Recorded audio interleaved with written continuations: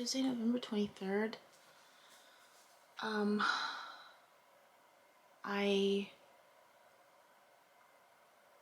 I've been having dreams. I didn't record my dream yesterday because it was a lot. Like, there was just a lot going on, and I didn't even know where to start. Like, it just was so muddled and fuzzy. And last night I went to bed asking,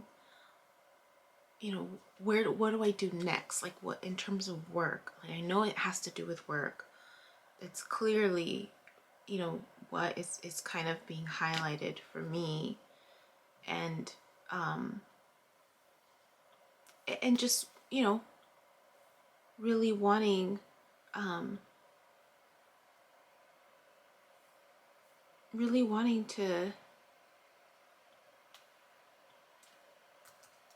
to focus on that and prepare myself. Really, it's just prepare myself for what I need to focus on,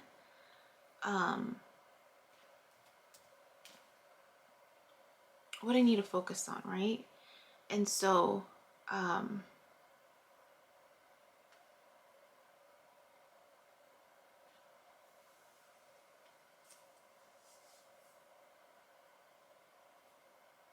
what do I need to focus on? Funny. So one of the things, so I knew it had to do with work, right? I knew it had to do with work. I knew it had to do with work.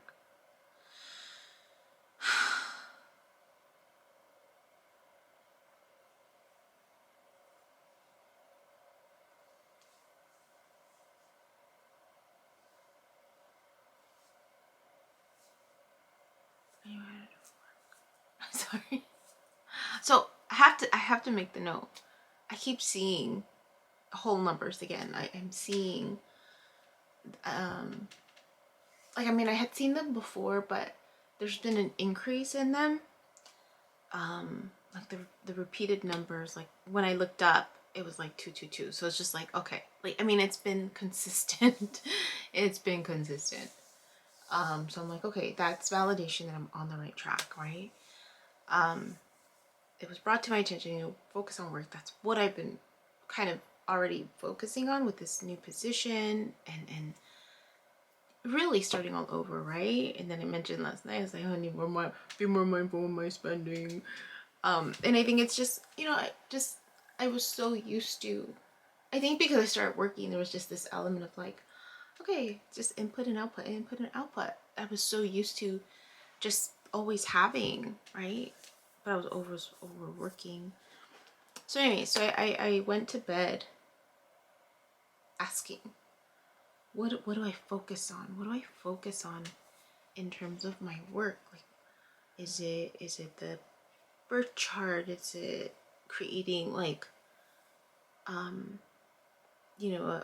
what's it called, a life coach business? But all of that requires me to still work, to save up money, to be able to do all these things. So, because I'm starting all over, right? Had a little detour. Explored my youth. So now I was like, okay, back to business, right? So a couple things with that. Last night, MJ started talking about some Jupiter going transit in Aquarius. So Jupiter apparently is about expansion, she said, and so depending on where Aquarius is on your chart, that's what you need to focus on. So Aquarius for me falls under the 4th house and the 5th house, in between the 4th, because I don't do the whole chart, the whole chart. It's a, anyways. So I have Aquarius in the 4th house, which is soul's inheritance, family and the home, nurturing roots. Most importantly, our mothers. It has to deal with real estate and property. That's on this one. So I'd have to look at, yeah. So, but I remember on the other chart, it was in the 5th house. It was about the 5th house of creation. So in my dream, there's quite a number of scenes where I'm in the middle of a lot of people. Like I'm surrounded by a lot of people. But it wasn't about me. It wasn't even like that they were looking at me. I was just in a crowd. A couple of times in a crowd. But there was still this feeling of just being uncomfortable in a large crowd. And wanting to like to step away from the crowd. Like I'm like, this is a lot. I want to be in the house, because it was outside of a house, like a community, and I was trying to make my way through the crowd to get into the house, because it was a lot going on the outside. I was kind of like, oh, it's too much. Like I'm not feeling it. Like and that's how I usually am. Like I know that that's how I usually am. And there were like two or three times where there was a scene like that, where I was in the middle of a crowd and I felt uncomfortable and I just wanted out. There was someone, a socialite that I started following recently, who's part of Galeria de la Raza. So I was looking at this person's Instagram, and so, you know, it's showing this person in a crowd. Like this person is in a crowd, and it was like a concert or something, and it was just showing the concert, and you know,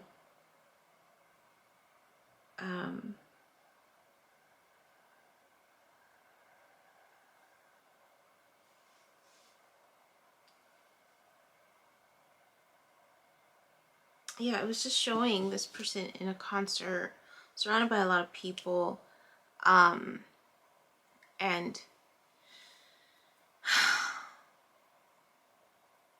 I just couldn't get comfortable in this crowd, and I found myself wanting to go away. So there was that stood out. My sister was in the stream, but I don't remember what she was doing. I know it has to do with feeling confident and being in public, and the reason why I know that is because this person that I follow, he seemed really comfortable in public. I mean, he's a socialite, right? My sister is also very, like, she's just chatty. When she's hosting, I mean, she can be the life of the party. She can really be the life of the party. And there's confidence in her social abilities, right? That I always admired. And this element of like, I don't want to go inside the house. I want to be seen. So there was this other scene in the house. A couple of scenes, actually. One of the scenes, I was with someone. It was a relationship. Gosh, there was this element of like, we were making out, but it didn't feel right. There was something that didn't feel right. I'm trying to remember what feeling it was, but it was like just, it was uncomfortable. I was uncomfortable. I was uncomfortable.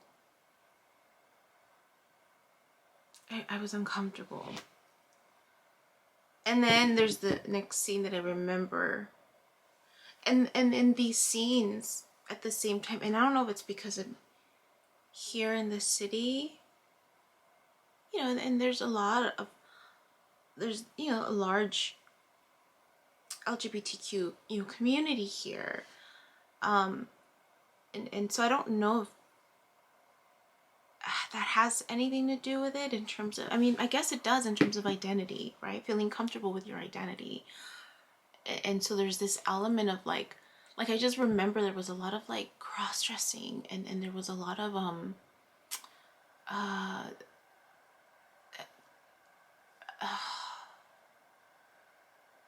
the theme has to be around identity. It has to be around identity. Feeling comfortable. So there was like, there was just like little details of like, of like certain clothing that I'm like, that's not the clothing that I would normally wear. And then even the crowd outside.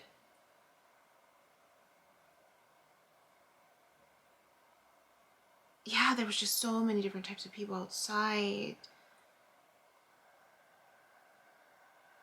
Because it wasn't like a concert, it was just a crowd of people.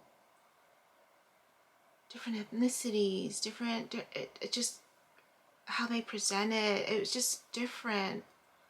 Just a variety of people. But it wasn't that made me uncomfortable. It was just that there was a lot of people. That's what made me uncomfortable. And that I want to just get away from. So another theme, and I'll try to do this quick because the battery is running out. There was a clogged bathtub. The water was clear at first, and I was trying to unclog it, and then it got muddy. And I was like, oh my gosh. And then I was trying to unclog it again. And then it finally cleared up again. So there was this element of clear, muddy, and then clear again. So I looked up what a clogged bathtub was, and it's been regarding my ability to work and cooperate with others. I need to listen to what others have to say, not to be so quick to reject their views and opinions. I need to be on guard or on alert about a situation. It also represents transitions or an upcoming change. I'm looking to recapture a more playful or carefree side of my persona. So it could be just the comfortness that I have. You know, I'm not very comfortable in like large public settings. And I think lately I've just kind of I've been keeping to myself here. I haven't really been out there. It also says about a clogged bathtub, unexpected opposition will come your way. Don't let this throw you off balance.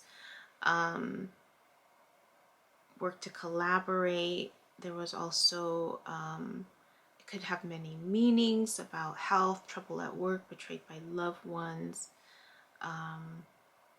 It talks about,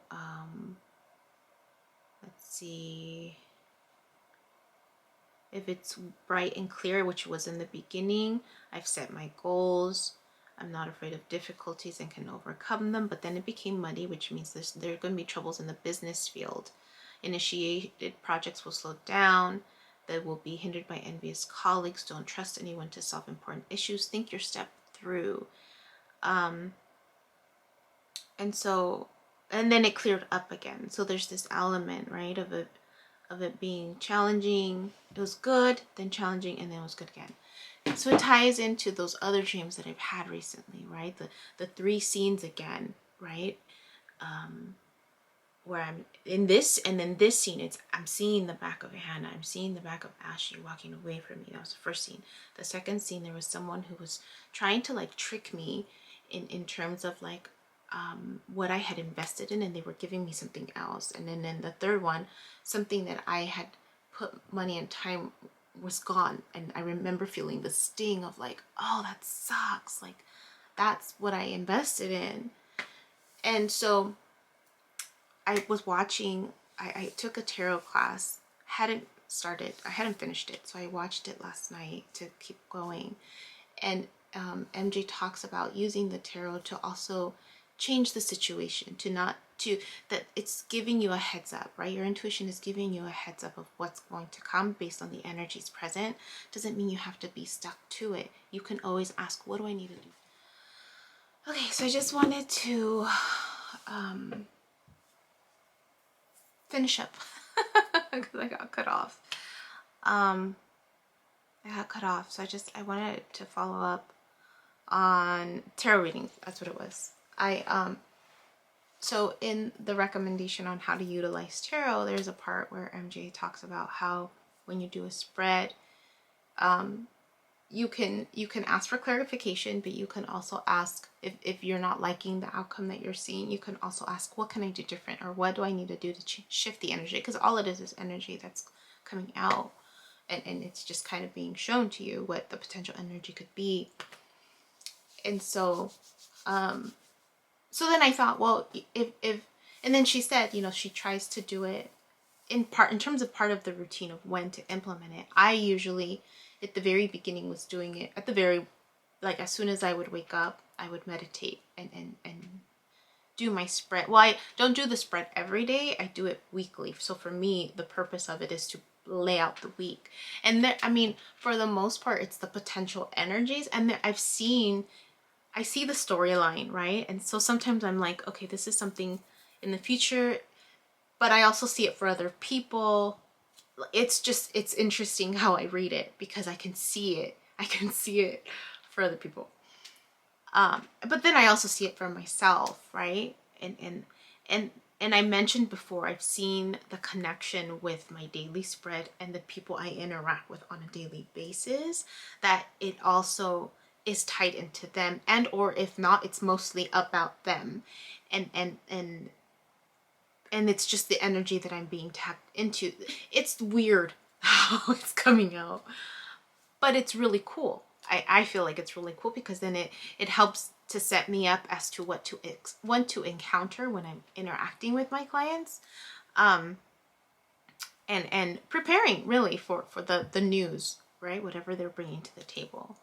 But when it's about me, I've started to clarify, asking for 3 cards to clarify. Gosh, I keep seeing 2, 2, 2. I looked up. That's already twice today, 2, 2, 2. I'm getting more comfortable clarifying, and I'm getting more comfortable just reading the story from what I'm seeing, the pictures of it, right? And then I'll use the guidebook as a reference, like, okay, remind me what this card was, and so I definitely feel a lot more comfortable utilizing it as a tool than I did last year. But I realized I hadn't finished taking the tarot class. So anyway, so when she mentioned that last night when I was listening to her, I was like, you know what? I wonder, because both of these are tools, right? Or the tarot is a tool. Dreams are a tool in essence, right? They're all different methods of communication to your higher selves, if we're entertaining that idea, right? And so in essence, if the dreams that I'm getting are also potential energy, right? What I'm seeing, right? Based on like what I've categorized them from the different types of dreams that I've had. If these are dreams that are preparing me for what may come, right? Potential prophetic dreams, then I don't have to completely be vulnerable to them, right? And that's what it's just kind of giving me like a heads up based on where the energies are going, right? And so now it's an element of like, what do I need to do different to shift the energy? I mentioned it to my cousin. I was explaining to her, I was explaining to them about, when I was kind of updating them about what was going on, I told them, I was just like, hey, this is what's happening with my ex, and shared that I had mailed out a letter to him, just encouraging him to not be defined by this experience, by this choice that I made, right? In our marriage, that chapter of our life, to not be defined by it, to use this energy to transform himself. And then after I made that decision to do it, I had that dream about him where he invited me to his wedding, but the wedding was him to himself. There was nobody else there. And so it, for me, it provided that reassurance of like, okay, that's a potential energy, right? A potential outcome. And then I explained to them, when I was telling them that this was happening in this dream, and I said, but it's just potential energy. I said to them, he could completely disregard my letter. He could completely not listen. He could completely choose another path, right? But this is the potential outcome that I see for him. But it's his choice, right? Free will. And so So if I'm entertaining the idea that these dreams continue to be potential energy for my life as well, right? Then that means I can change the outcome of it. I can use these tools to help guide me, right? In remembering my lessons. And so I woke up kind of unsettled a little with that dream, in the sense of just like, oh, I need to keep getting comfortable being in public, right? Just around other people. I mean, even for Thanksgiving, I told my cousin, I told them, I'm like, I kind of want to be on my own. I don't want to be around. I don't feel like socializing. But it seems like I'm getting like like the signs, right? That I need to be Yubi. You know, I gotta embrace that North Node energy of Leo in your 10th house, right? Being seen, being out there. And still feeling like that push and pull of like, oh, I don't want to be in the public eye. so anyways, so I thought maybe I can do a tarot read to clarify the dream. That's what I thought when I woke up. If I can do it for a tarot spread in that moment, right? If I wake up and I have this dream and I go and I sit down and I try to meditate, because it's so soon after, right? I'm still in the energy of it. Can I use the tarot cards to provide clarification? So that's what I tried. So that's what I tried. So I sat down. I was still sitting with it, still sitting with the thoughts and the energy of the dream, and then I decided to do a Celtic cross really quick, and with the intention of, you know, what do I need to do different? What do I need to learn, right, with this experience? What is this experience that this challenge really? And I know I'm going to overcome it, because in the dream itself, right, the tub of water that was clogged, initially it was clogged with clear water. I was pumping it to try to unclog it, and then it got muddy, but then I did it again, and then it got clear. So I know I'm going to overcome this. Now it's just like, give me the how-tos, right? The steps in between. And so, yeah, so I did the spread. I thanked, you know, Source after. I was like, thank you, spirits, for this outcome. And then as the cards were coming out for clarification, I realized it's another cycle. It's another cycle of my finances, right? It's another cycle of my finances. And I knew that before, when I got that dream with the 3 scenes, right? The upgraded 3 scenes.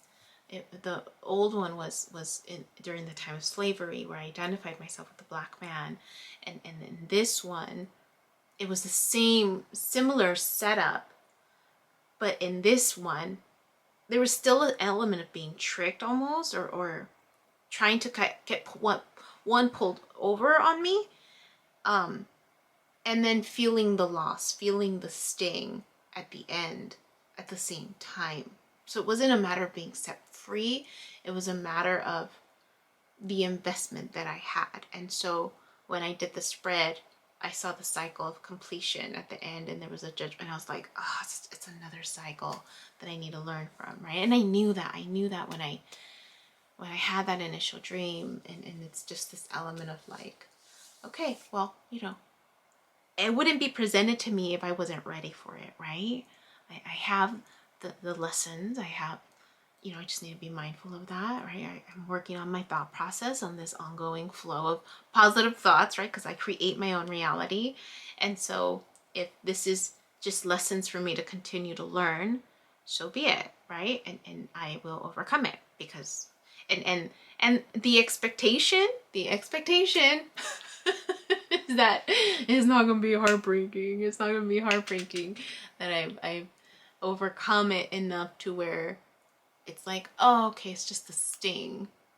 I wonder if it was just, I felt the sting of it. I just remember feeling like, oh, like the sting. It wasn't so much like the first round, where there was this just like really being held back, and this like, oh, if he could only speak up, he would set himself free. Like there was more of this like stuckness in the first three, whereas these last three, it was more of this like, oh, I felt the sting. Like I felt the sting. And I was like, that sucks. But I was able to come out of it, right? Afterward, like after it went away, I was just like, all right. Enough of the freaking out, right? I'm prepared. And then I started thinking too about, so funny, kind of talking about end of cycles and all of these experiences that I'm having. MJ posted a video yesterday, which made sense for me, in terms of, what did she do? So she spoke about love, and I wasn't gonna watch it, but then I was like, okay, I'm gonna watch it. And then it's funny because she's talking about like that I passed the test, right? I passed the test. In terms of the relationships and this element, she made a comment, and I was just like, oh yeah, I didn't realize that I was doing that. I didn't realize that there was this core belief about a partner, um, having a certain position, and that partner would be it. And she made it. It was a subtle comment, but it was one of those comments where it's just like, like that. And so when she made the comment, I was like, oh, that's so, I didn't realize that that's what I was doing, because that's what I was told, right? Like, you want someone that's successful, you want someone that's, educated, you want someone that's all this stuff, right? And with the experience that I've had, right, with these men in my life, it didn't matter, right? Like I mentioned, this last fire sign is like, he could be Mr. Wonderful, right, on paper, or in presentation, but then on the inside, like I could see right through him, right? And so there was this element of like learning that lesson, that it doesn't matter what status this other person has in terms of how they're being perceived by everybody else. It's what's underneath that really matters, right? And I remember struggling with that. It wasn't so much of a struggle in my marriage. It was more of this awareness that, I remember when I got my bachelor's degree, and I wasn't even focusing on him so much. I was focusing on me. But he made a comment to me. It's just that I knew was gonna bite me in the ass. And it was one of those comments where it was just like, oh wow, you're 25, because it took me longer to graduate with a bachelor's degree. I was like 25. I think I was 25, and I don't remember how old I was, but I remember him saying, he's just like, wow, you've worked really hard and you have something to show for yourself. And he wasn't in college, like he just decided to work. And then I remembered after that, like I was like, well, does he want to go to college? And I was trying to encourage him, and he was resisting at first, and then afterwards he seemed more open to it, and then he just stopped, and there was always this struggle of like, there was just always this struggle. There was always this disparity of disparity. Is the wrong choice of words? Discrepancy. I was a primary breadwinner.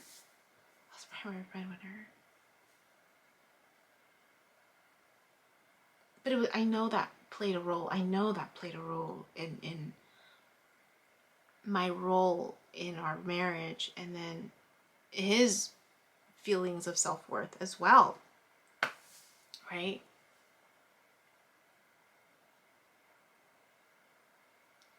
And then the third party situations that I was a part of, and she talked about third party situations too, right? Getting stuck in situations that were unbalanced, where there was a combination of people overworking, their focus was somewhere else. There's, this last person, right? Very successful. No.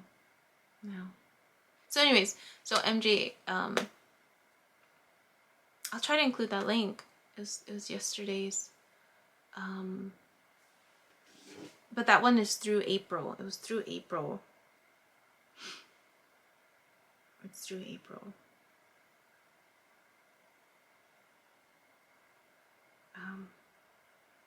Yeah.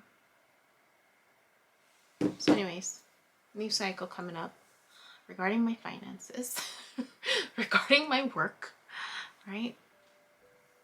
Got to implement the lessons that I've learned, slow it down, don't jump in too quickly, speak up, make sure everything's clear, transparent, right? Yeah. All right, I'll keep this short. It's not short at all, but yeah. Okay. Bye. Hi.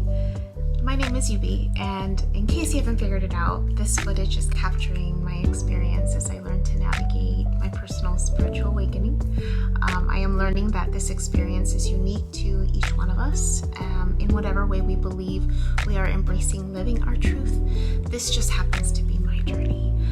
And despite me having a graduate degree and a license in clinical social work, this by no means is intended to replace any type of mental health advice. This is just me on a personal level, documenting my experience, shedding light on the truth that I am learning and discovering for myself, and really inviting you along for the ride. If by some magical chance you find this content to be helpful in any way, shape, or form, please click the like button, share the message, subscribe to my YouTube channel. I have an Instagram account, a personal one, and one specifically for this channel that you're more than welcome to check out. I'm an open book. I have also created t-shirt designs. I'm wearing my favorite one right now, which is the North Node design, but I have that and other things that you can look at inspired by this process and journey, and I have the link in the description box as well as in the about section of my YouTube channel. So you're more than welcome to check those items out. Any type of support is great. Again, if you find this content really helpful or meaningful, sometimes when we take that step and be vulnerable, with showing what's inside our hearts and what's really our truth, we realize that we're much more connected than what we thought we were. And so I hope that as I'm living this experience and that you find some type of truth for yourself, or find some type of ability to heal in some way just by relating, just by knowing that you're not alone. That really has been my goal with this process, not just being able to connect with others, but really for my own healing. It's definitely been a therapeutic experience and a very creative one for myself. So I thank you, and I wish you all the best, and we'll see what else comes next for me. So